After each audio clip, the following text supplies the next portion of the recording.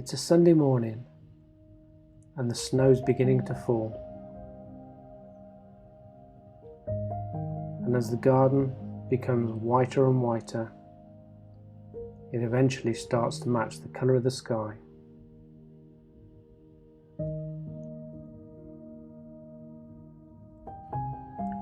And as it gets heavier and heavier, little top hats start to form on the top of the bird feeders, and it's now we need to look after the birds more than ever. And as a blanket of snow covers the ground, the birds will find it even harder to find that essential food that they're always looking for. Even the perch is becoming two-tone as the snow covers the top. There is a robin around. He's on the top of the bird feeder, looking for food. He certainly can't get any water out of the bird bath, as that's frozen over. So we need to sort that out later, so the birds have got something to drink from. All the trees become a beautiful two-tone of green and white as the snow continues to fall and becomes thicker and thicker.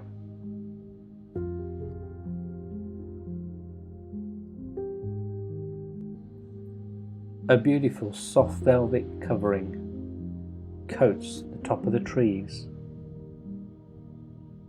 and they look absolutely beautiful. In this image we see what looks like a lovely soft field to the top of the trees, and the seed pods that the blue tit was feeding on earlier are now covered, so he can't get at the seeds anymore.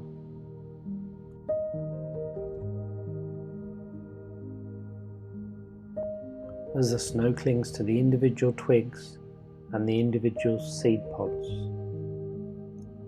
a leaf on the grass slowly gets covered by the blanket of snow and will slowly disappear beneath the surface till it's no longer visible. The snow continues to fall and covers the perch that we put in the garden, and even though we put some fat balls in some holes in the back of the perch, they won't be visible soon to the birds. The robin's still around. We don't see it much, but occasionally, from time to time, it just appears on the bird feeder. The blanket continues to form and everything becomes a clean white. No footsteps, no sign of life, no nothing. As the snow just takes over. From the conifer, over the fences, and across to the bird feeders,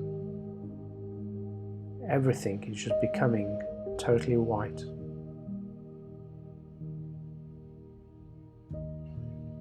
Even the palms that poke over the fence from next door, they become totally white.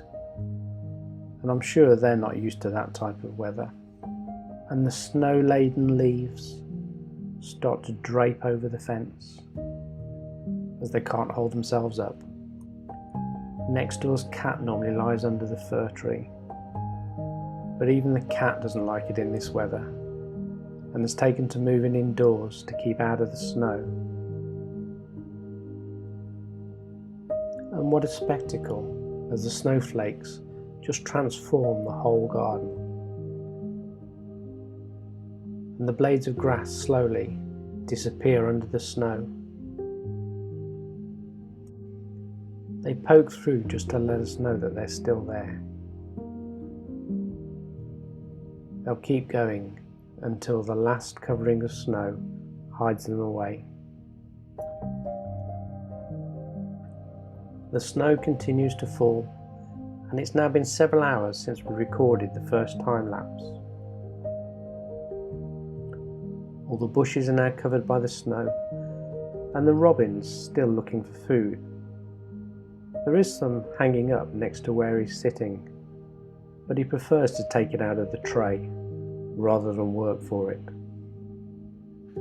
The top hats on the bird feeders are getting deeper and deeper, so we can see how much the snow is forming as it covers everything with its silky white blanket.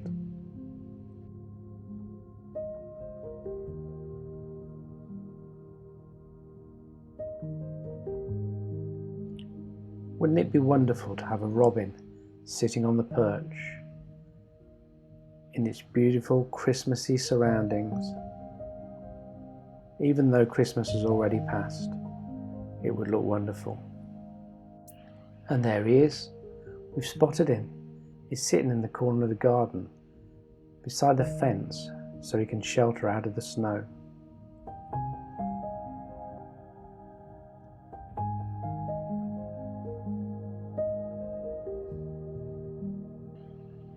He's got a couple of favourite places, the others in the laurel bush.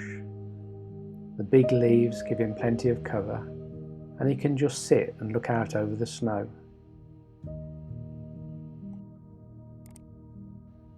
He doesn't look like he's going to come out while it's snowing like this.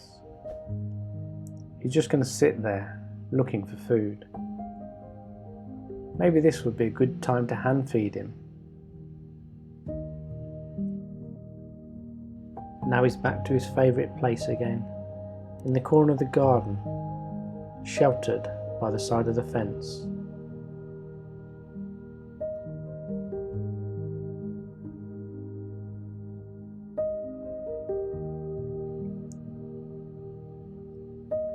Finally, he takes to the perch to give us a chance of that photograph that we're looking for. And then he quickly disappears, not to be seen again that day.